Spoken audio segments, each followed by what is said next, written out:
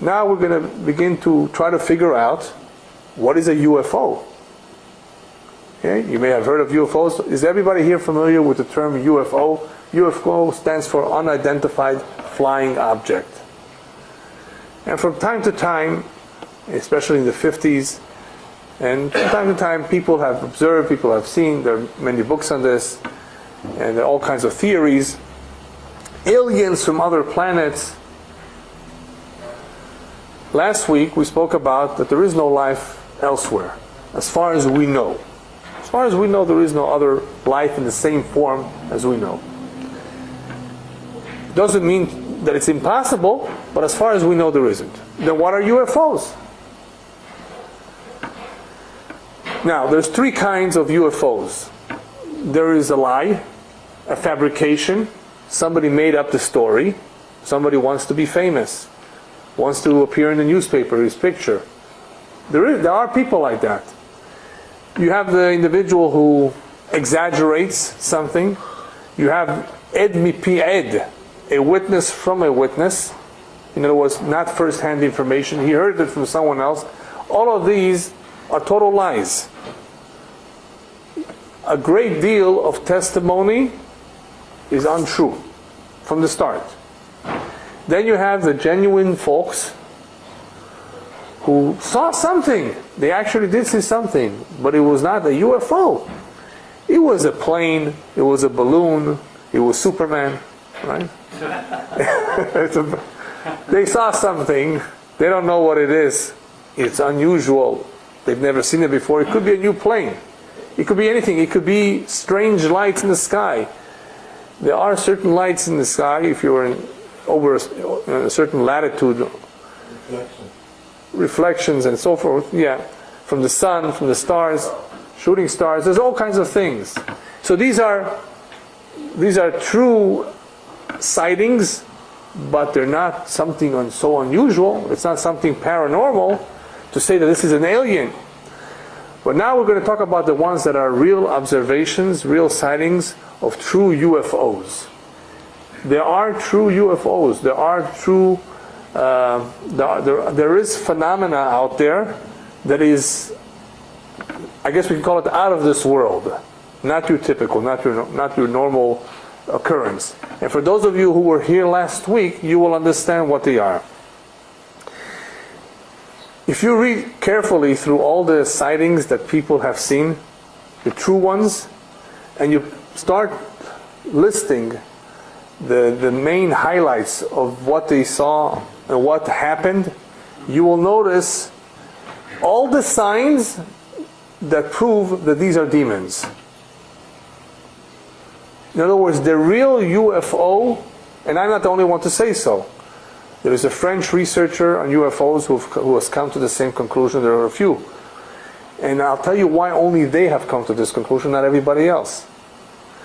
You always have to remember the scientists and the skeptics who don't want to believe that there's anything. So we're not going to even mention them. But the ones who are serious about this, and they analyze the real testimony of honest individuals who really observed something, what you see, the common denominator will be the following. What do demons do? How do we know they're demons? Demons tend to make fun of human beings. Making fun meaning poking fun at them, being satirical, playing with them. They lie. That's another characteristic that is seen. They hurt. They're not always friendly. They can hurt. Number 4, they change different appearances. They can change color, shape, and form. They usually appear in deserts, rural places, and usually at night. Usually appear to only single individuals and not to groups of people. They fly in the air. They've been observed flying. And from time to time they also kidnap individuals. Take them with them. I just mentioned here, just listed to you, the common denominator of many, if you put together the few hundreds of cases, of the real cases, you will see, not all of them in every case, but you will see basically that this is what stands out. And this is very characteristic of demons. All of these characteristics are very, very much seen in demons. And that is how we know. And the few researchers who were open about this idea came to this conclusion. Why didn't everybody else come to the same conclusion? Either because they're not open-minded that demons exist, or because they're unaware that these things existed in the past. They have existed in all the cultures, even in Japanese culture, in the old culture, Indian culture, there are paintings of demons and of all of these strange beings. And this is not myth. You know, some people will say, oh, this drawing is a myth of some mythical monster that existed in the past. No, maybe it's not a myth at all. Maybe it is something true, and maybe it comes close to being demonic in nature. Yes? Where do demons live when they're not occasionally torturing? They're usually in rural places, in the deserts. So that's where they are all the time, and then do they seek out people? No, I'll get to that. next. Yes? Are they sometimes helpful to human beings? Yes. Yeah, I'm going to talk about that too also. Yeah. שדים ומזיקים, לא רוחות. רוחות זה משהו אחר. Yes. What is the source of knowing that they're demons as opposed to thinking that it's a bodhisattva? What do you mean by avodah zarah? A form of idolatry, just like the other cultures would pray to. No. Let me ask you. No. Maybe you're not following me. You go out at night, imagine, to a very, very rural place somewhere in Tulare County. You know where that is? Yes. Okay. Most people don't. Okay. Northern California, which is very sparsely populated, right? And it's night, and all of a sudden you see a humanoid. You know what a humanoid is? Something that looks like a human being with slanty eyes, no hair, that's flying all over the place. What would you make of it? Avodah zarah? I mean, what does that have to do with Avodah zarah? What is that? As they say, seeing is believing. I would find it's a difficult offer of proof to accept that these things exist. Okay. Let me ask you another question. What happens if you see somebody that looks more human in nature? I might think it's a mongoloid or something. No. Somebody that looks more human in nature, just like anybody else, but he has chicken feet. Yeah. My first reaction would be it's perhaps somebody with a birth defect. Right. See, because you were not exposed to all of this literature that we have in the Gemara, in the Zohar, that describes the various types of demons that exist. Some look like goats. Some have chicken feet. Some are more human in the way they appear. Some are less human. Some are more monster looking. Very, very strange looking. Yes? Why would they create it? Why would they create it? That was last week's lecture. I don't want to repeat that now. Yeah. Yeah, sure. And I'm going to tell you what the Gemara says, what to do about them too. How to scare them away. How to avoid them, yes. So I understand they live in this world? Yeah, they live in this world but in a different dimension. Oh, so they can come in and out where you can see them? Right. We're only used to the one dimension, right? No, it's not. Yeah, no, that has nothing to do with Halloween, no. The same dimension as angels? Not completely. No, not completely. The angels are in a different dimension somewhat. Yeah. So anyway, now you have to understand why. So why am I bringing this up now? I mean, why is this important? Because we have to know what the Jewish position is on all this. Here we have a situation where somebody claims that there are aliens, that there's other beings from other planets coming to invade, coming to attack, coming to take over. Nobody knows what they want.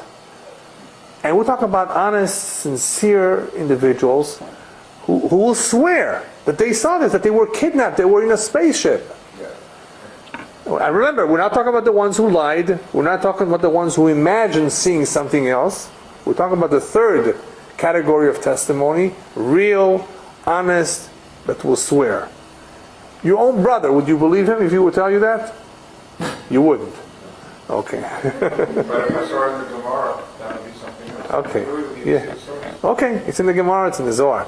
Now, so therefore, we need to know what is the Jewish position in all this. What do we have to say about this? What does this mean? So last week I told you that, as far as we know, there is no life in other planets. The physical life, at least, as we know it to be. Everything is on this earth. But even in this earth, there are different dimensions. There are angels, there are souls and spirits, which we'll talk about another time, ghosts. Why are they running around haunting homes, right? And there are these demons. And what are they for? We spoke about that. They exist in different forms. And some of them are very dangerous. So when you come across a UFO, you know, oh, this is not an alien from another planet. If in fact they are real, all it is a demon. I say all it is like it's nothing. Yeah, all it is. But it's true. It can be true because we know about them. It's in our source, in our tradition. It's nothing new. Not only is it nothing new, it's in the culture of the Indians, of the Japanese, and the older civilizations. They talk about this freely. So one second. So what happened? The only thing that happened was that in the 19th, 20th, 21st century, because of the scientific revolution, this has been thrown in the garbage. Oh, demons? They don't exist. We know today everything is physics and electricity and atoms and neutrons and molecules and spaceships and all this. Demons? What's that? Nobody has seen that. All of that culture and beliefs, at least in this country, is out the door. But if you go to a place like the Atlas Mountains in Morocco and you speak to a shluch, only Moroccans know what that means. Yeah. Right? Then they will tell you, and in Iran too, they will tell you what the jinn is. Huh? Right? Yeah. You see? Right? How do you know? Did you see one?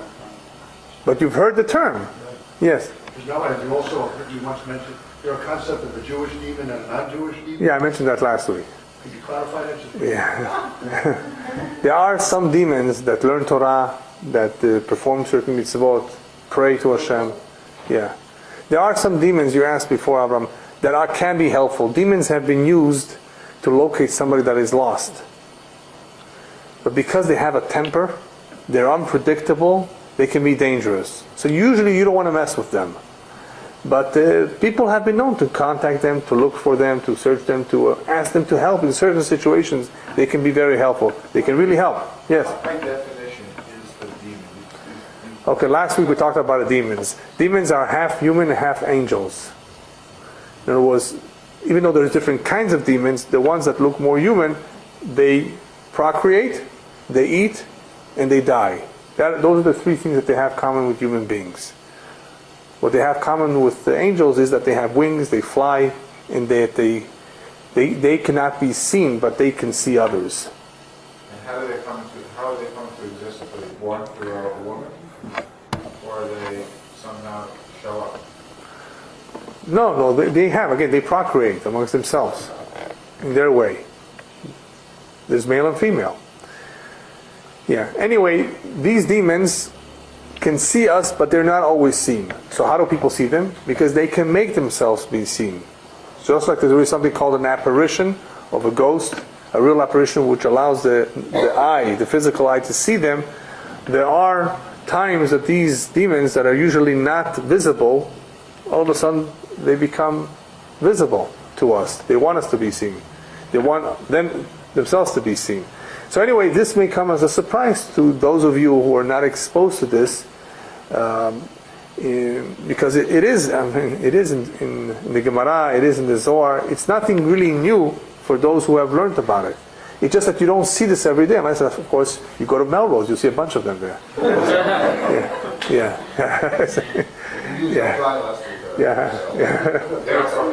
Yeah, what? They don't procreate.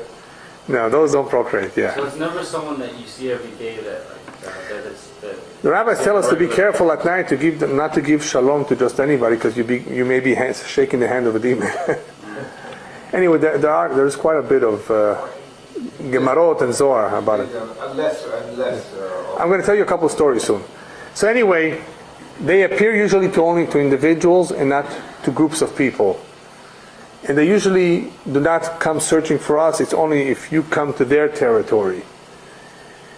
And rabbis tell us that the reason why they sometimes interact with people and make us trouble is because a demon is a bria peguma. It is a defective creature. As I explained last week, it's incomplete. It was created at the very, very end. They are therefore lower in quality or in status than human beings. They're considered defective. And because of that, they want to perfect themselves. Somehow, by them interacting or mingling or coming together with human beings, they somehow are able to elevate themselves one level. There have been stories of demons marrying human beings. And these things are known amongst the Arabs especially, and you may have heard it yourself too. But there are such cases, such incidents, where there was interaction between them. Usually there's not that much interaction, but sometimes there's more. And they somehow they have pleasure from this, or they have a benefit, and that is why they have an interest. Otherwise they keep to themselves. They are not supposed to be mingling with human beings. As I explained last week, that is a favor that God did. He does not allow us to see them, otherwise we would go crazy in seeing all these creatures around us. But from time to time, human beings do come in contact with them, and of course they're shocked, completely shocked and surprised when they first encounter them. They don't know what they are. Yeah. You're saying that famous story about Roswell, New Mexico, for Yeah. demons, you suggest they could be, probably were, if it was true, that they were. The Roswell incident in New Mexico, the famous incident, has been documented. There are pictures, but I can't tell for sure, if that was real or not. Very difficult to know. But if it was, then of course all of this is demons. So, in dealing with UFO sightings, the real ones, all they have to do is with demons. There's nothing else. It's not aliens from some other planets. Yeah. Is man coming at this class? Is man classified as this kind of class? Is what? Is man-made? I'm going to talk about that soon. Yeah. Well, what's the language of the demons? What they speak, any particular language? Well, the Persians speak Persian. Yeah. Yeah. And the French is French. Yeah. Yes. They have their own language. Yeah. The popular Right. description of the UFO as a flying saucer or a mechanical device. Right. Are the demons, is that a manifestation of a demon, or are they equipped with... No, they're usually not equipped with these things. They don't need these things to fly around.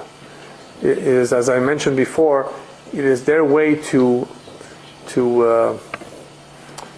mislead, to deceive, to make fun of human beings by appearing in all these kinds of ships. I don't see that it serves any purpose, because they don't really need a mechanism to fly. They're perfectly fit to fly without any spaceship. Are you saying it's an illusion that they... Some of it could be... People see, or is it Yes. they manifest something physical from the metaphysical?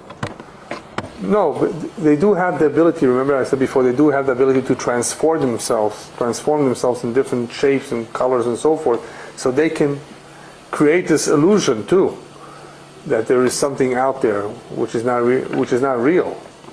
Or it could be something half real that they use for whatever it is that they want to accomplish. But it's not a piece of equipment that they really depend on and that they really need to travel on.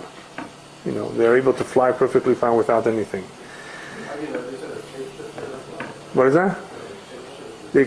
No, they can change into different shapes and appear as different things all the time. Yeah. What is that? What? No. All right. Anyway, the Torah tells us, be careful with them, stay away from them, don't worship them. Torah, one of the names that appears in the Torah in describing them is Seirim. Don't get involved with the Seirim. Stay away from them. They're dangerous. They will mislead you. And as I said earlier, in the past, they were much more known. People were more familiar with them. And some people, of course, were attracted to them and used them and wanted to have their help. But the Jews were always warned to stay away from them. Not only because of the dangers, but because of the possibility of being misled totally from the Torah. Why did Shlomo HaMelech use one rabbi? Shlomo HaMelech, I was going to mention that towards the end, but Shlomo HaMelech did have control over the demons. He did use them from time to time. They obeyed him. And he was able to communicate with them and use them to find certain things that were difficult to find. But it was not on a regular basis. As I said earlier, they were used by certain individuals who knew their temperament, knew how to communicate with them, and knew to stay away, not to risk, anything that would be dangerous. Yeah. All right. Anyway, I'm just going to give you an example of what the rabbis have told us to be careful in one's home concerning demons. One example is do not close a window or a door without opening another opening in the same room. Do you understand that? In other words, let's say you have a window or a door. Do not seal it off completely unless you've made another opening somewhere else. Otherwise, you'll have these demons giving you trouble in the home. And there was a story here in this city, not too long ago, a couple of years ago, where a child was telling his father, "Daddy, there's a monster underneath my bed." He said, "What do you mean a monster underneath my bed?" And the father didn't see anything, but the boy somehow was able to see it. And this happened. This boy was a completely normal boy. So the father went to a rabbi, and the rabbi said, "Tell me, perhaps you sealed the window?" And he says, "Yeah, just make a hole somewhere in the wall, make some opening." Because what they do is that they have regular roots that they fly through, that they cross, and somehow if you block it, it disturbs their peace. I don't know why.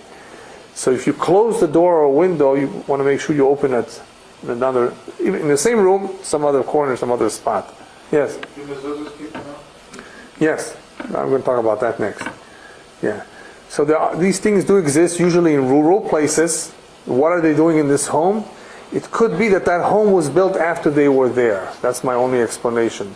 And there are different kinds of demons. There's a demon in the bathroom. There's different kinds, and I don't want to give you a lecture just about demons now, but there are different kinds, and some of them are not as a problem as others. Others are called mazikim. They're actually hurt.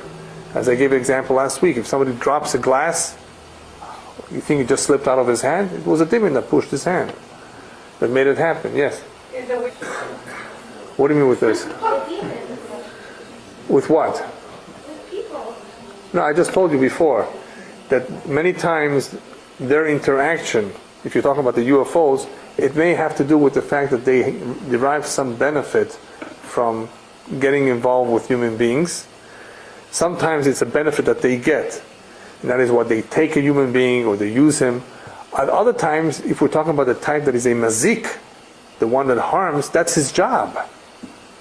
There are demons whose job is to hurt people, to punish people. Remember, you were not here for the lecture where we spoke about the system that God has in this world that is similar, like the system in this country. You have three branches. You have the legislative, you have the executive, and you have the judicial. So God too, He's a legislator, but then He has those who execute and those who are the judges, right? The attribute of justice, that carry out punishment over people. What is a tornado? A tornado is a destructive angel. instead of calling it a demon, it's called more of a malachei Chabbalah, it's called in Hebrew. Destructive angels. That's all a tornado is. We can explain it in physical terms, a cold front and a hot front mixing together. But if it destroys, it's an angel. And it's hard for people to understand this unless, of course, they studied that. Because if you're thinking in scientific terms, what do you mean angels and demons? But that's what this cloud is. A cloud that comes down and destroys homes. What is the fire of Malibu? Destructive angels. But it was a boy that lit the matches. Yeah, that is how it first happens, maybe. Well, that's what they said, was one of the fires was somebody lit. Yeah, it doesn't make a difference how it happens. How it starts is something else. But eventually, if that fire rages out of control, destroys, and people lose their life, what is that? That is an angel, a destructive angel, who is a messenger of God. He has a system in place of judging, of carrying out justice, of executing. In the same way that we know it here, he has it up there. Just that we don't see it that way. We're not used to it. That's why I have to explain it to you so that you should understand it. Why these things happen? They don't. First of all, they don't happen randomly. It's all controlled, right? And there's a reason for everything. Nothing happens by itself, by chance. There is something that's responsible for this. An earthquake you can explain in geological terms. There is a fault. It's called the San Andreas Fault. Yeah, but what makes it shake? Who decides when to shake it? Yes, God uses the fault. Fine. Okay, so there's a fault. But what makes it shake? Everything is from above. This is part of the topic that we talked about a couple of weeks ago called Hashgacha. There's divine providence. Once you understand that there's divine providence and supervision, that He's aware of everything that happens, nothing happens without His approval, then it's easier to understand. Yes? That's why some homes were spared and the neighbor next door got his home burned. That's right. Yeah. Right. Yeah. Anyway, there are shemirot. There are ways to protect one's home. The best way to protect one's home from demons is to have good mezuzot at the entrance and on your bedroom. The bedroom mezuzot have to be, of course, checked from time to time. The entrance to the home, any mezuzot has to be checked twice every 7 years, because sometimes, because of the humidity, even though it may have been a good mezuzah, it may become not kosher. It may lose. It may crack. Some of the letters. Yes, you were going to answer that? What if they're already there? Does the mezuzah house? No, if the mezuzah is there, they don't usually approach the house. If they're, whatever is in the home already, or the office. They have to be. If you don't have a mezuzah out, someone else. They have to be driven. There are things that you can say to drive them away. If you have that problem, let me know. Yeah, there are some things that you can do to drive them away. Yeah. Enough for UFOs. The next area that is paranormal are all the mysteries and all the incredible things in this planet that don't appear to have an explanation. One of them is the Bermuda Triangle. Some of you may have heard about the Bermuda Triangle, how many planes have disappeared in that little area not too far from Bermuda. Anybody here that is not unaware of it? Yeah, there is such a place. Oh, that's a different topic, another time. Yeah. So what is the Bermuda Triangle? We don't know for sure, because we don't. I mean, there's nowhere in the Torah, in the Gemara, that talks about in clear terms what that area is. But there is an interesting Rashi, Masechet Berachot, that... What? No. There is an interesting Rashi in Masechet Berachot that says that there are places in the ocean that cannot tolerate metal. And the boats that travel through them, through those areas, need to have everything made out of wood and rope. Okay, that's what the Rashi says. So some wanted to point to that Rashi as an explanation of the Bermuda Triangle. In my opinion, that does not do justice to the Bermuda Triangle, because it does not explain how planes disappear. How boats, perhaps, maybe.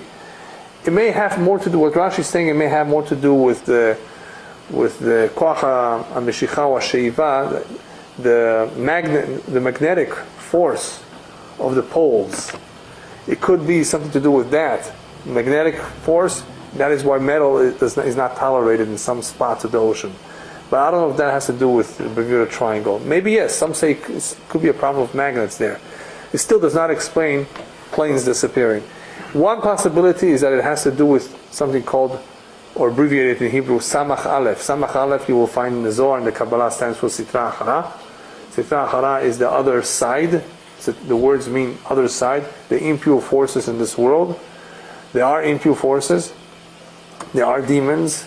There are all kinds of forces in this world that we need to reckon with. And some of them are dangerous.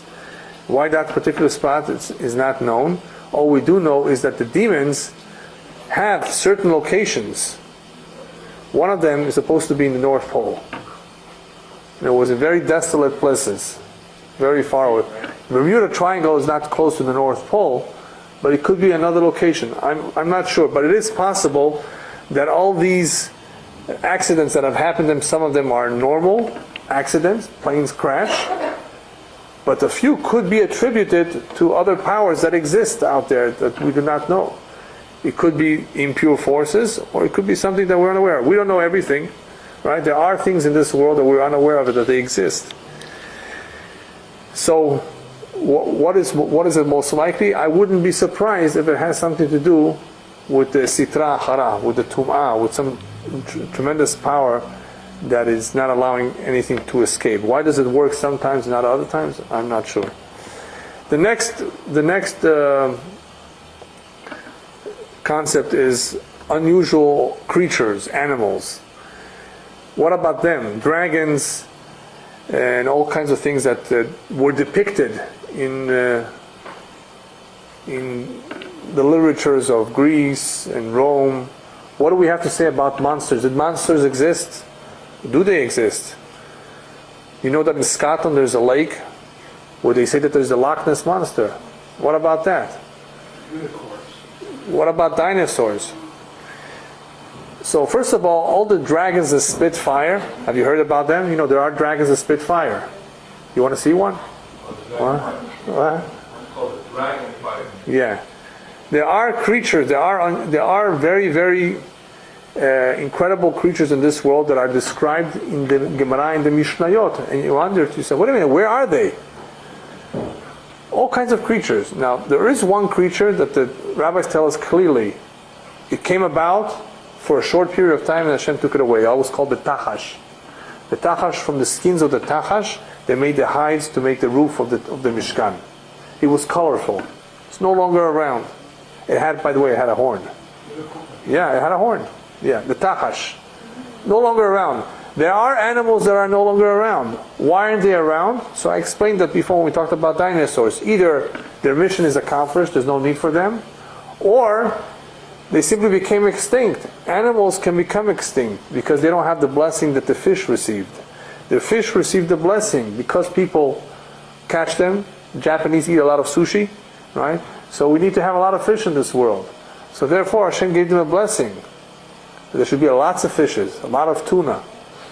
So regular animals don't have. There are only a few thousand tigers left in the world. You know that? About 3,000, let's say. Maybe a couple more. There's not an unlimited amount. What happens here is there are animals that have not been seen, that exist, because people haven't discovered everything that there is. And every year, scientists find in the depths of the oceans, in all sorts of corners of the jungles of the earth, all sorts of species that they have not seen, of all sorts of animals. So it's very possible that some of these creatures that were considered monsters or strange will be discovered one day. Or they could have been around one time and they became extinct. Some of the dragons that are described could have been dinosaurs, because they look alike. Yeah. Now, what about a mermaid? Do you know that mermaids exist? Yeah. Mermaids, half fish, half woman. And there were some fishermen in the 1850s who saw it right off the coast of Massachusetts. How come we don't see it that too often? I don't have an answer for that. Maybe there are not too many. Maybe they just don't come up the coast too often. But they do exist. It's written in the Gemara. So it's not just something that, that the Goyim made up, myth. Some think that all these things are myths. Okay, just to finish up, I'm going to tell you a few stories. But before we get to the stories, we've talked about animals, weird animals, we've talked about demons, we've talked about UFOs, we've talked about all sorts of weird things that is all called paranormal. But in the very beginning, in the introduction, I talked about ESP and paranormal activities that human beings have. What should we say about somebody like Uri Geller? Or people the like that have shown or demonstrated all sorts of paranormal abilities? What is that supposed to be? Okay. I cannot give any opinion unless I've investigated the man. So I cannot give an honest opinion as to where he takes those powers from. I can only tell you it is possible that human beings can have certain powers. But what did I say earlier? What we are interested to know is what's the source of it. Is it from Kedusha or from Tumah? That's all. If it's a total lie, there are a lot of imposters that we know. Magicians, tricks. If it's kishuv, like you said, witchcraft, that's impure. That's the impure force. So we want to know, what we want to know is where it comes from. Are we impressed? No. Because we know certain things exist. There are individuals who are gifted. Hashem gave them a matana. That they're able to see certain things, they're able to know certain things, they're able to do certain things through the powers of concentration,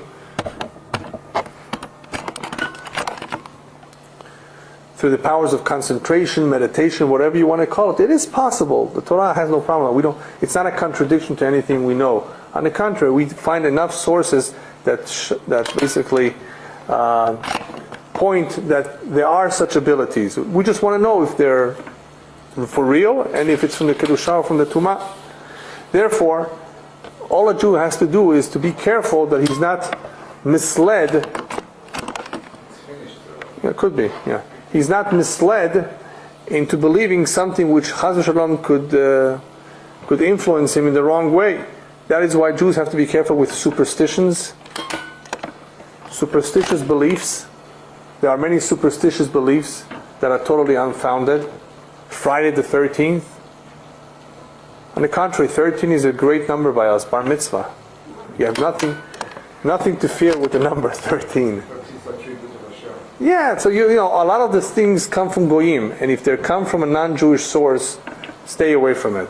Unless you know that it comes from a Jewish source, that it's something that you should reckon with, you don't have to have any fears. What comes out of all of these paranormal activities and events and sightings, if anything good comes out of it, is Hizuk La'emunah. In other words, if one is strengthened, if his emunah is strengthened to see that there is in fact a soul, that there is in fact other creatures in this world who act who do Hashem's will, if that can help him, then that's fine. Then he's allowed to read books about it. There are some excellent books I told you about NDE experiences that the Goyim experienced. A couple stories about demons and ghosts, real quickly. They always existed, and we've had them all along. And there are Jews from Burma, from Iraq, Morocco, that know of incidents that occurred in their own families, in their own home. I heard it from one gentleman. I don't know if anybody was here in LA 30 years ago, but about 30 years ago there was a restaurant on 3rd Street called Exotic. Anybody? I don't know if you were here 30 years ago. You would remember the story. You remember the restaurant. There was another restaurant called Two Worlds. Vegetarian Indian restaurant. Anyway,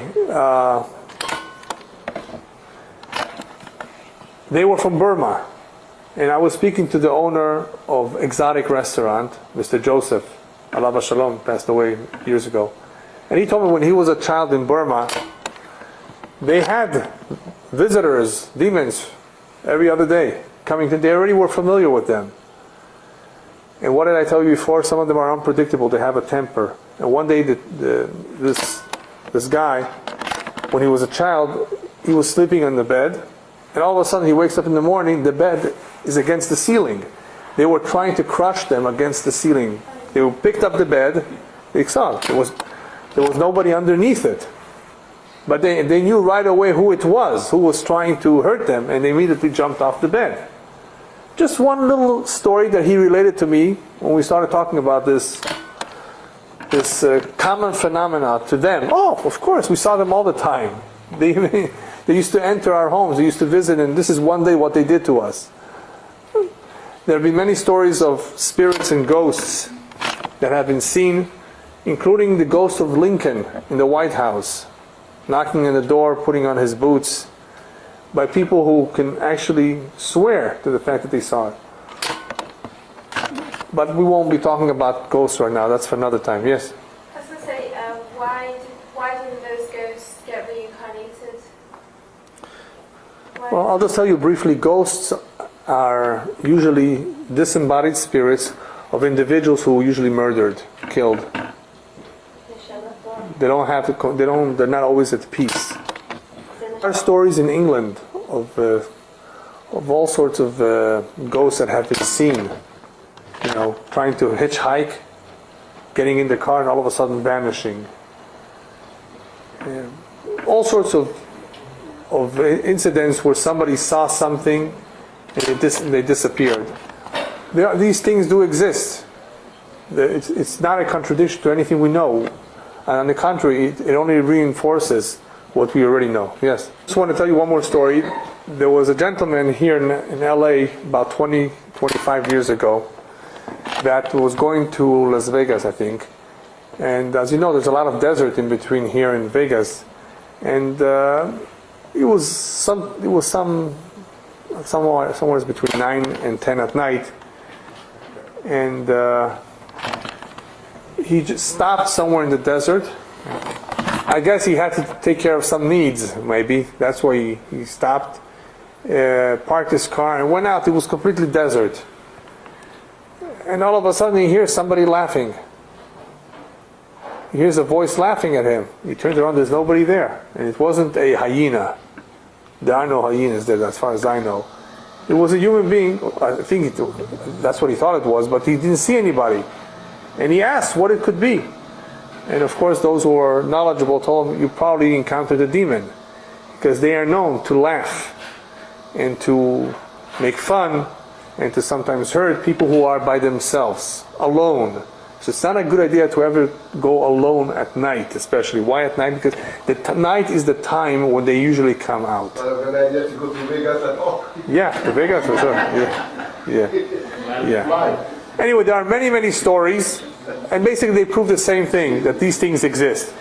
I just want to finish with a very important point. We talked about all sorts of paranormal activities and paranormal beings. And somebody asked about how one can protect himself. We spoke about mezuzot, but you don't take a mezuzah with you when you're going in the street, right? How do you protect yourself when you're not in your home?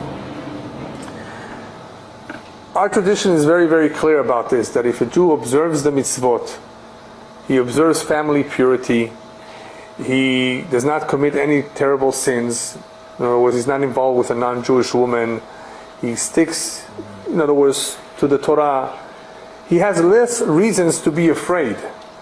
He has more protection. He has angels that protect him. But even somebody like that who is immune is not completely immune. As we will see, there's something called an evil eye. There are forces out there that are dangerous, and one cannot immunize himself completely to all of them. Therefore, the rabbis tell us, no matter how much of a tzaddik you are, you got to be aware of certain things. Don't do certain things. Don't go to certain places at night. Don't sleep in a house by yourself.